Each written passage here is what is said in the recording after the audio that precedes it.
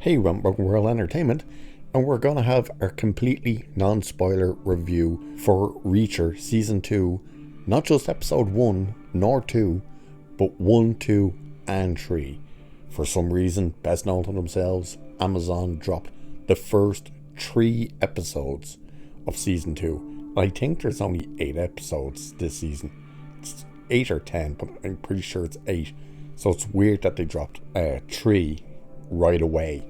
Apparently this season takes place 2 years after the first season, because when he meets what's her name, Nally, he says to her, "How have you been? And since the last time I saw you?" And she says, "The last time you saw me was in the area they were in the first season." And he says 2 years, something amount of months and whatnot. So you're told it's 2 years. There seems to be a lot of different little moving parts of this season. There's hitmen tracking them to try and take Reacher out, as well as his previous team, which is the 110, his military team. And this is the part of this new season I'm not a fan of, is the flashbacks. They do flashbacks to the team, but the way the flashbacks are done, it's a bit jarring. So the first time it happens, I think it says 7 years before, or 7 years earlier, and it's when he first forms this team, which are the special investigators. And then every time it does it after that, it doesn't tell you when it was or how long ago it was. They kind of do it right in the middle of scenes, and it's a bit jarring the way it's done. It also doesn't move the story forward. It's basically there to try and fill in who these other characters are. And as of now, we know that at least 2, I think 3 in total, but we've only seen actually 2 people from his team are dead. So he's brought back to New York, which is where everything seems to be happening. Now, we have stuff happening with these these guys following them, or more so following Reacher and Nally, while they're trying to reach out to the rest of the team, but they're not getting any responses. While that's happening, we keep going to this other guy who appears to be an assassin, a British assassin. At least you would assume he's an assassin. He's got fake passports, all this stuff. He gets new passports, he kills the people who give it to him, because it's the case of, you've seen me, whatnot. We've no idea what the deal is with this character. Every time we see him, he's basically in an airport, almost. But there's no explanation as to who and what this character is. The big bad, if you want to call him that, of this is Robert Patrick, who's working at a company. The company seems to be some sort of engineering. Don't know whether it's for weapons or not. We don't really know anything about this company yet. Robert Patrick is in one scene in the first episode, a couple of scenes in the second, and he's I don't even think he was in the scene in the third episode, maybe one. They're traveling around trying to find the team and find out what's going on. Yes, Reacher teams up with a cop again, kind of. It's very different from the first season, we'll say that off the bat. He does still have that kind of Reacher, the straightforward up front, tell it as it is kind of thing. But there is one really funny scene. So Reacher and Nally, I think her name is Nally, they book into a hotel under aliases. Nally's alias is Sarah Connor. Get the joke? It's Robert Patrick, T-1000, Sarah Connor. And Reacher's was something else, some weird thing, baseball player or something. And one of the assassins, well, the main one that you think is on his own, he has to get back up. Once he saw the size of Reacher, he gets back up. He says he's going to have to get back. But he phones Robert Patrick. This is the one and only scene with Robert Patrick we get in the first episode. And he's saying, yeah, I've checked in. They've booked in under an alias.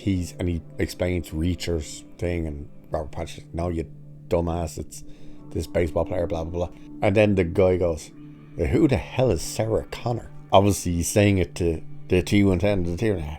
I don't give a shit who Sarah Connor is. And it's one of those photos, like, they had to throw a Terminator joke at him. They did the same thing in The Marine, the thing with John Cena. John Cena's first movie. When they're chasing him. I don't know if you've ever seen it. It's a terrible movie. Wouldn't recommend it. But they're chasing him, shooting at him. Robert Patrick's the villain in that as well, and he's driving while his men are firing at him, and the guy in the passenger seat next to Robert Patrick goes, "Who is this guy, the Terminator?" And Robert Patrick does the T-1000 look towards the dude.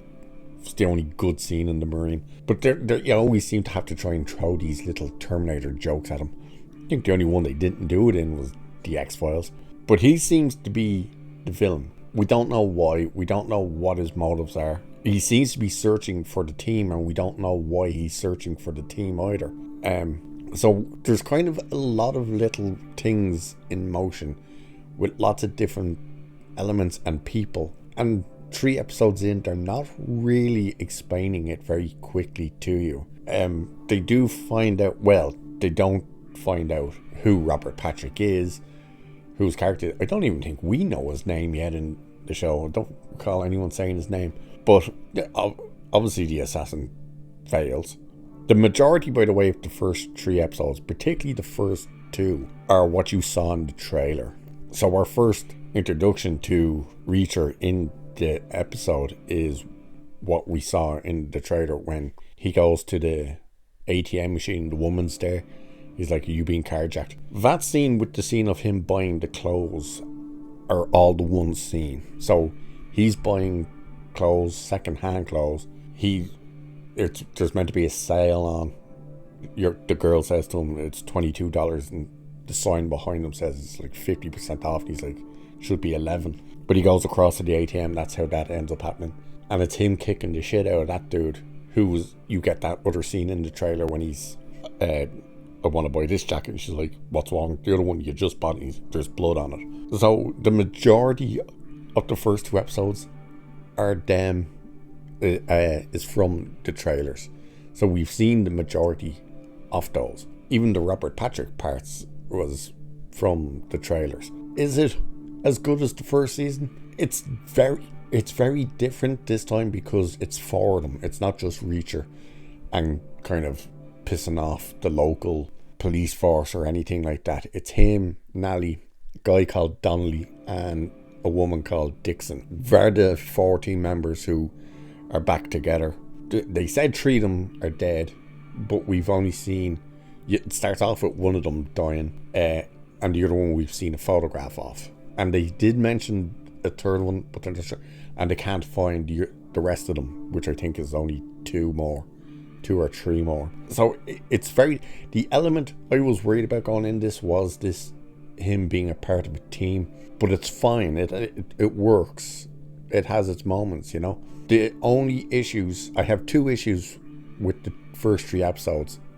One is the flashback stuff, the way it's done. It's very jarring. It just kind of takes you immediately out of it. And it really doesn't give you more information about the characters. That's the thing. Like, you are not given more information. If they're doing it to try and get you to know and understand who the characters are, it doesn't work. Not for me anyway. It might for everyone else. It doesn't for me. The other issue I have is a couple of the fight scenes. It sounds strange, but bear with me, because the first major fight scene we get is with Reacher and Dixon, who, when they're followed by the assassin dude, the one who was in contact with Robert Patrick, and he hires these 2 other goons. They're in a construction site, and Reacher climbs up on part of what they're building, on all the metal structure and stuff. The guy follows them up. We've seen, this is also in the trailer, so it's not a spoiler, but when he gets the cinder block and he smashes it over the guy, that's where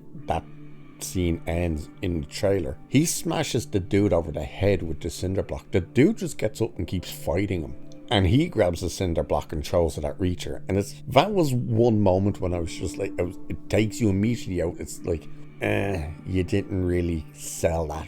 You know, you just stuck a cinder block over this dude's head. He should be out. And he just gets right back up like it was nothing. The other issue was in episode 3. Another big fight scene. They break into this house where there's these gang member people or whatever they are.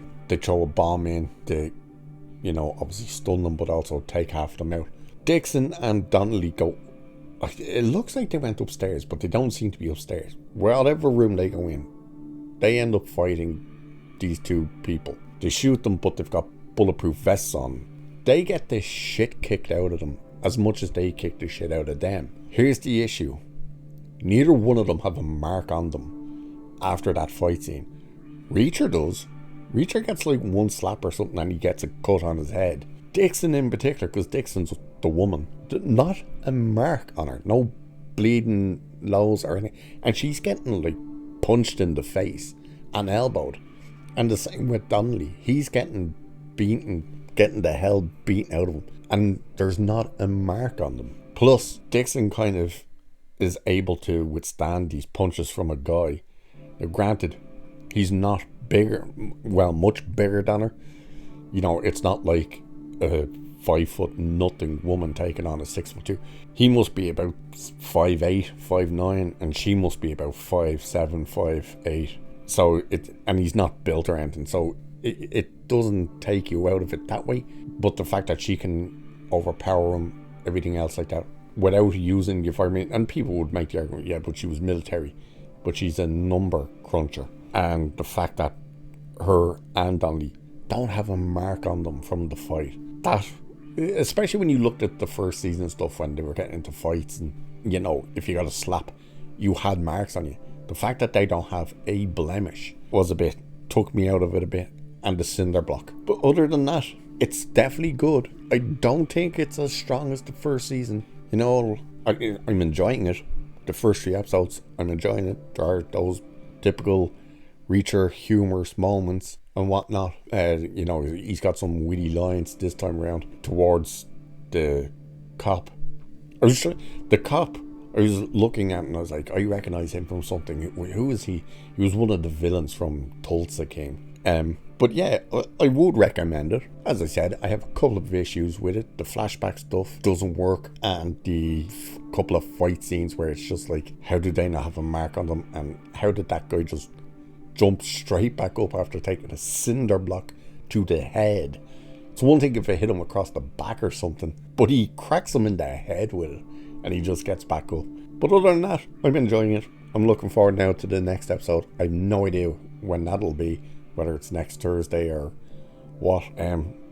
Again, it's strange that they dropped the first 3 episodes, but they did. But we'll see where it goes, and hopefully it kind of speeds some of the story up in terms of who the players are this time around. That's the only other issue, is like, you're kind of being shown, oh, this guy's a villain, this guy's a villain, this guy's a villain, but we've no idea where his connection is with any of this. So it's a bit strange that way.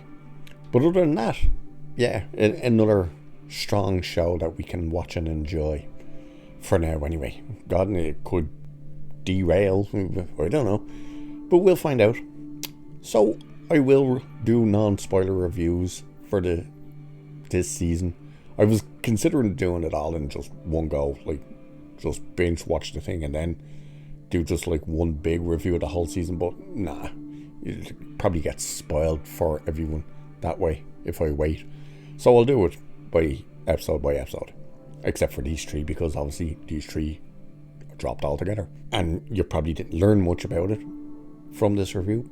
That's because I'm not spoiling it for you, because if I go into it, I'll spoil it, and I don't want to do that. So there you go, my thoughts. I enjoyed it. Couple of issues, not as strong as the first season for me, but still quite good. So with that, I will leave it there for this one. So cheers, and I'll catch you in the next one.